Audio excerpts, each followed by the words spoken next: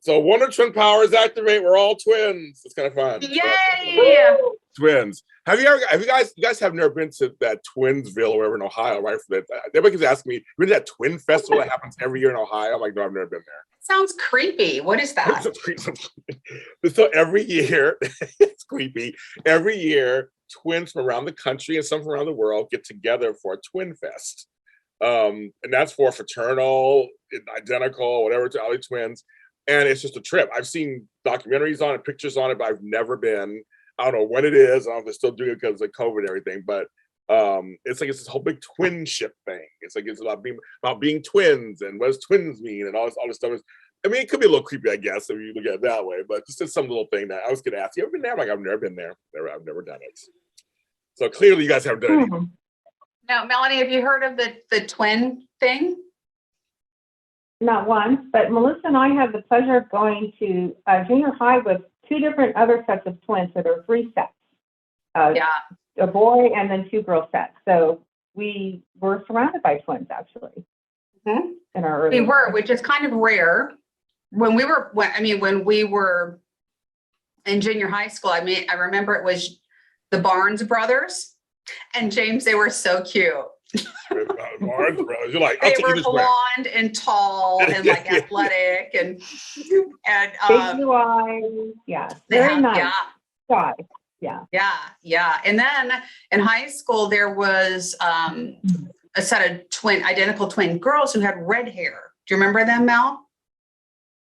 I remember Pam and the other lady with blonde hair. So I don't remember redheads. Yeah, in high school, there was another set that we went to school with too, which again, kind of rare, right? Because that's all natural. I almost started to say natural selection, but I don't think that's right. That's not it. Well, for our age, it was natural versus there's a lot of twins and triplets, etc., because of the fertility, which thank God for that for folks who need it.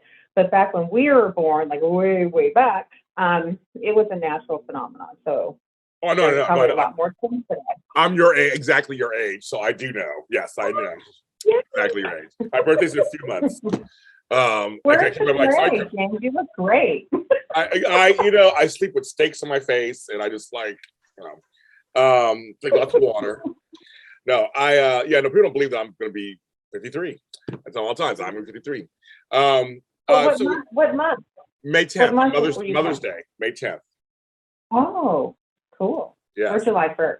Yeah, I know you get July. I guess you got there. I like that. Cancerians. I'm a Taurus. But my sister and I were born 10 minutes apart. So we were like late. Like really late. Wait, you're a twin? Yes. That's what I'm saying. That's what I'm saying, girl. That's why I brought it up. I was like, I brought it up. I know it's cliche, but yes. Oh my God. So yes. Melissa didn't tell me that, or maybe no, I don't believe I knew that. That's awesome. Nice. In the house. Yes. but it's funny, so my family, my grandfather, my mother's father had two sets of twin girls. So twins like really run my family. So the two sets, they were my aunts. So I had four sets of twins. Then another member of family had a boy and girl twin and a set of girl twins. Then one of the twins has a set of twins that were so boy-girl twins actually run almost as much as same-sex twins in my family. It's like it's both. But that side of family's filled. Other side of family, no twins whatsoever. None. Except for us. But everybody, this side of family, I don't think you need to go to Ohio. Oh yeah, to my family right now. My family's in Ohio. So it's kind of funny. But no, you. Come to my house, come to my family reunion. Because all these twins, like, oh my God. No, it's just but you said it wasn't a common thing. So it's always, as growing up, it was the Wonder Twins, of course. I just love them, Zach and Jana. And it was also, of course, Escape to Witch Mountain. It was boy-girl twins. So I always had so those are the images I saw. It was like they had magical power. They had like, oh my God, they could do things. And then of course A Family Affair, Buffy and Jody. They were boy and girl twins. Yep. So we had a couple of where it's like, okay, and they're like, so how are you twins? And how there's eggs, and they have to explain to everybody what was going on. Now it's like an egg. There's two eggs sometimes, or one egg sometimes. It's split. You do the whole thing, but Now I think people know kind of more now how that can be. And you said with IVF fertility that is a very much, now it's much more common, but you're right. In the 70s and 80s, it was not that common, not at all. At that we had twins. I remember my kids were going to school, they didn't have any twins. It was like a rarity to have a twin in class. They just didn't have any. And then all of a sudden, everybody's getting, getting pregnant, triplets and quadruplets. And I'm like, I can't imagine all that. I'm like, ugh. That's a lot of kids. It's a lot of work. All the same. A lot of love. That's a lot of love. Yes. Hey, Mel, do you remember the double mint twins? Oh yeah, there too. Oh yeah, of course. The chewing gum, they were so popular. Mm-hmm. And it kind of became a joke, like they would, family members and friends would like, oh, you guys should try out for the double mint twins. And they are like, we're way too cool to rep a chewing gum company. Right. I've been to Wrigley Mansion over in Catalina Island. So I've been over there. You guys ever been to Catalina? You ever been to Catalina? Oh yeah. Yeah. Yeah. We've never been. It's a little island nearby. It's so cute. Yeah. It's right nearby. I always forget it's there. Like it's right there. Oh, it's a cute little island. But they have Wrigley Field. Oh, you get coffee, cheese, Coffee. Yes, coffee. Very good. My sister, by the way, James, makes the best homemade coffee on the planet. Oh, okay. So, wow. I was recently visiting and I had requested coffee because I love her coffee. Well, she used to do a pour over and now she's gone to a French press. There was a slight disappointment because the anticipation of having what I knew was gone. But I'm like, open mind, it's Melanie. She makes great coffee. Yes. So she makes us coffee in her kitchen. I'm sitting in the living room. She brings it to me. And the first thing I notice, if it's frothy. And I'm like, oh, that's kind of cool. And then I sip it and it's delicious. And I said, okay, first of all, I do French press too. I don't get froth. Okay, like how do you get the froth thing going? And it just tastes so good. My sister has a connection with coffee. And I think there should be a future in you making coffee for other people. Well, you said not to do retail. You said not to do retail because you're up at dawn and you can never take a vacation. Well, I didn't necessarily mean go into retail when you're making coffee for others. You can teach people how to make that coffee. I'm just saying. Well, y'all can come over and I'll do the best I can. Well, a French press is something that escapes me because I don't know how that. I've seen people do it. I have no idea how that works. I'm Mr. Keurig or Mr. Coffee. I'm one or the other. I don't know, but French press looks so fancy, and I was like, I don't even know how it even works. I know. Well, it's unnatural, right, Mel? Because you pour the grounds and the water in the same glass and you just let it sit and brew for like 5 minutes. And then you press it down to make the grounds go down. And then you have your coffee, but there's no froth in my French press. She really, really, really was impressed with the froth. I'm like, oh, cool. Yeah. It's nothing. It's nothing. It's just nothing. I don't know. I don't know how it happened. I have no idea. Like, Melissa's happy. We're going to have a great day. Oh my goodness. But I think maybe it sounds so natural, but for me, it just seems like, I don't know what that means. Everything just sounds like that. I'm like, I see it done and it looks like it's 10 steps and I don't know what that means. And I'll tell you, first of all, Melissa's the easygoing one, so I didn't mean to lay that label on her. I'm teasing, and she knows that. Let's just lay it out there. But my dear friend Jim is a coffee fanatic, and he has Keurig, he's got espresso, he's got this and that, and I've never had a cup of coffee at his house. Nope. He has all of these devices, and I've never once had a cup of coffee at his house. So thank you. That's so weird. That's weird. I mean, that is a little weird. He has the little cups, and he's got the little measuring things, and he's got the little espresso beans going. And I've never had a cup of coffee. It's like going to somebody's winery and having wine. It's like, I don't have wine at your house. You own a winery. I just never had wine at your house. It's something really weird. Or going to somebody who cooks. They've never had dinner at their house, right? Or lunch or breakfast. like they're like chefs or whatever. Like, I've never eaten at your house, and you're like a world-renowned chef. Yeah. Things like this. That's kind of funny. He likes coffee. We talk about coffee all the time. And I love coffee. Why do you love coffee, Melanie? Well, I watched a podcast or part of a podcast. So your explanation of how wonderful it is in the morning is mine. We share that. But I also love the taste, and I love to play with my creamers. So I really have coffee with my creamers. And I honestly stopped having coffee for about 7 years. And you can do it. And, you know, it was a little bit more even keel for energy through the day. But I went back because I love my coffee. It's my thing. It's a ritual. And like you said, it just helps relax everything in the morning, and you have a great day. I do coffee for 6 years, and I went back. The first year was tough. After that, it got easier. And then I was like, I miss it. I like the taste. I like different types of coffees. I mean, in my freezer, I have all kinds of beans, all kinds of stuff. I love it. And so I went back. I said, screw it, I'm going back. Okay, so now I have my coffee every morning. I don't think tea for me. I love my iced teas that I make, but I need something substantial in the morning. So my dad, I think my sister mentioned this, would always have this tea in the morning, and it was just seemed like so sad. It was just like a tea bag with hot water, and there's just nothing much to it. So I thought, if I'm going to get the stained teeth, I'm going to do it right. I'm going to go for the good stuff, the good stuff. And the breath. Don't forget about the breath. Yes, exactly. Yeah, the coffee breath. Well, yes, everyone loves. Well, it's so funny because I love tea also. I like tea at night. Yes, so do I, James. That's my kind of thing. So coffee in the morning, tea at night. I don't drink coffee at night. I'll do occasional decaf because like the taste is strong. I want to know the taste of it, but I can't drink caffeine at night because I will be up all night. I'm that sensitive to it, but I like tea at night. And I love on a cold night, a good hot tea in the couch with a blanket on me. I'm like an old maid, just like wrapped up, an Afghan. Like, when I was younger. No. And drink my tea. That's what they were. Yeah, exactly. Now they're all fur blankets. We don't have Afghans anymore with the crocheting. Now they're all fur blankets. I was so excited to share. Melissa came visited me. I'm now in Arizona and born and raised in California. So I was so excited when she was like, I'm coming. I'm like, oh, this is awesome.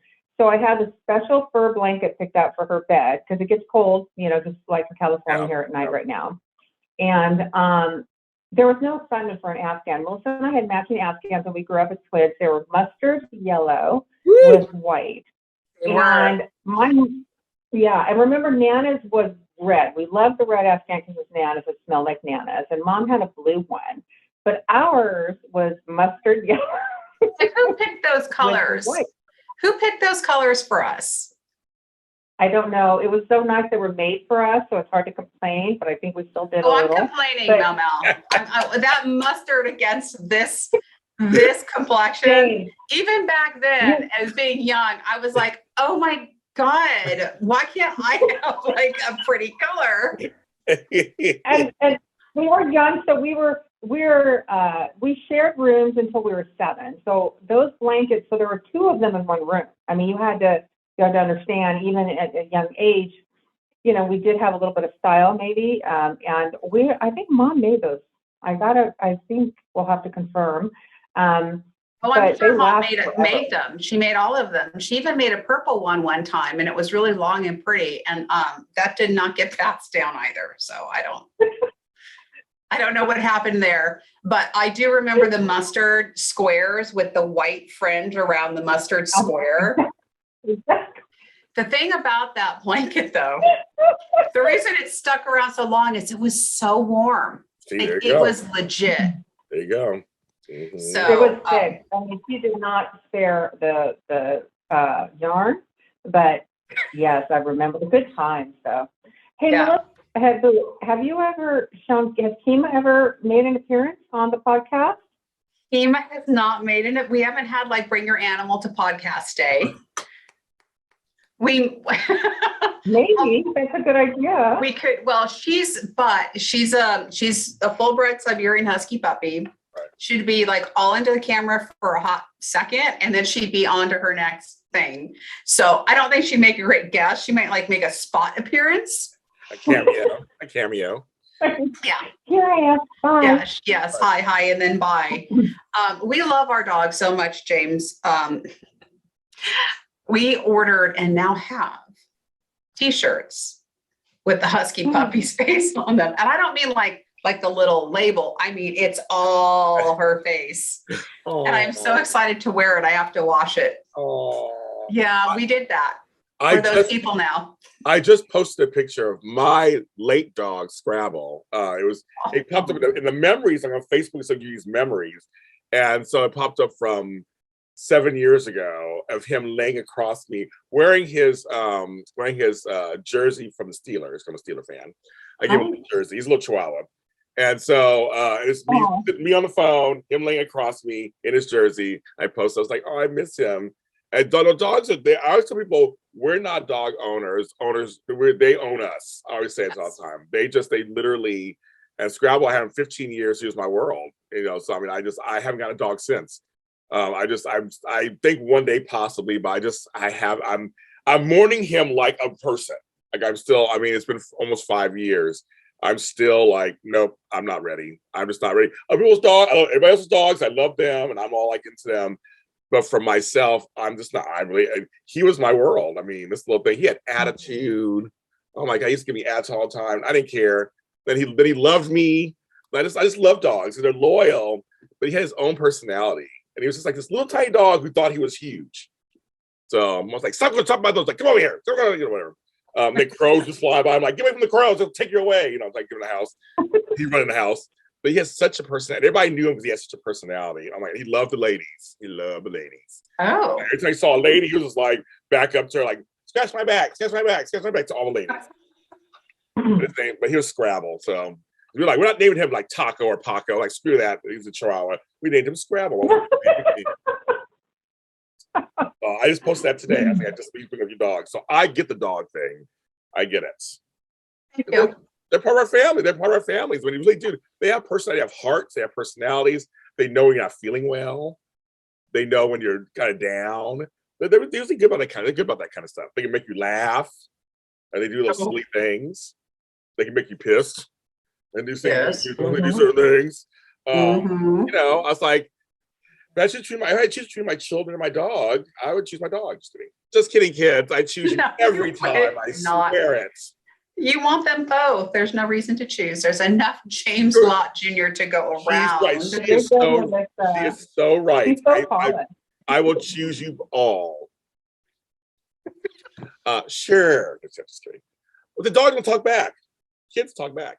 But yes, but anyway, they do. My sister ruined my cat, by the way. I have a cat. I'm not a cat person. I'm more of a dog person. We grew up with dogs and never cats until, well. So anyhow, he's Richie. I adopted him at 5 from a non-kill shelter. And the best thing about that is in Burbank, California, is that they actually foster them. So you know the personalities. And it's important because, if you have small children, if you're on the go and out a lot, or, you want the cat to be able to live a good life in your home. So Richie was 5 and I love him to death. He has got a personality, James, like, it's amazing cats have these personalities, similar like birds. Birds also have personalities. Yes, they do. Yes. Excuse me, Melissa. So he's older now, he's 16. He looks really good and healthy, but he had to lose a couple pounds. So I cut the T's, and I say T's because if he hears me say TREATS, he'll come barreling in here. Oh, dang. So Melissa left. I got to see her for 3 nights, 4 days. So it's Monday. What was it? I don't know. The next morning, Melissa left. The next thing I know, Richie's howling like he's being murdered, like this howl, this bellow howl. And it's 11:30 noon, and I'm like, I remember that. Why is he doing that? So then I go, stop, Richie, stop. And he's like, comes in here, he's like, oh, he's like screaming at me. I'm like, do you want treats? And he's like, oh, and I'm like, Melissa did this to me. You did this to me. So what happened was apparently Melissa was feeding him treats, unabashed. Oh, willy-nilly. And now, only 3 or 4 days, and now he's like, he's demanding it. Like, this is now normal again. And I instantly knew. I said, my sister did this to me. That's hilarious. Like, oh my God. The love that keeps giving, James. But now the parents have to deal with your love. Exactly. Exactly. Yes. Exactly. So he wanted treats. I then learned where the treats were Yes. so that I could have my own private moments with little Mr. Richie. When Mommy Melanie wasn't around, I would slip him a little extra treat or two. See? I'm in town for a few days. That's all it takes, a few days.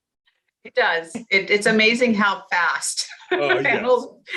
animals do become used to getting food. Like our dog is so food driven, thank God.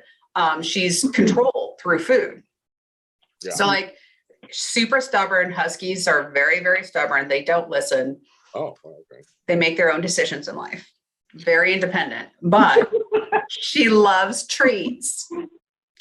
So if she doesn't want to come inside, we have to use the treat, So to get her inside. If she doesn't want to come upstairs or downstairs, we have to use the cookie to get her to do her thing. So I don't know who's being trained. Yeah, I don't really care at this point. If I want the dog from A to B and she won't come because she's a husky, yeah. I don't care. Give her a cookie.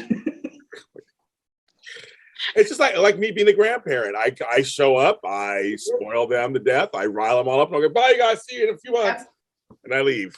Yeah, and absolutely. Parents get mad at me. So that's just my job. I mean, that's literally my job. That's all the grandparents. It's really inconvenient when you're on a business call and your cat comes in howling like he's dying. It's like, is the cat okay? Because he's a vocal cat, but I was just like, oh yeah, he's fine. My sister might not be, but he's fine. Adds a little color to the conversation. It's like so serious. All of a sudden, you're like, I just 1 second. Let me go over there. Yeah, it's really quick. Yes, that can be a little distracting. Be a little distracting. Yes. So on that note, it's actually why so fast. We're going to end the show. But Melanie, thanks for being on. You have to come back.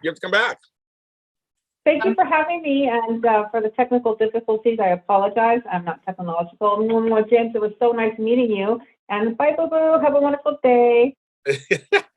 And I'm James, and I'm Melissa. This is Coffee and Conversation with James and Melissa. We're here on Mondays for your coffee and conversation pleasure. You can follow us on all the different audio platforms. So for Spotify, Apple, Google, we're everywhere. Just type in Coffee and Conversation James and Melissa. And we're on my YouTube channel, JLJ Media. I have over 45 shows. We're one of them. There's a playlist. Go ahead and like the playlist, hit the little bell so you get notifications when we have new episodes that come out. And usually they're Mondays. So we have a good time. So grab some coffee and get ready for some conversation, and we'll see you next time.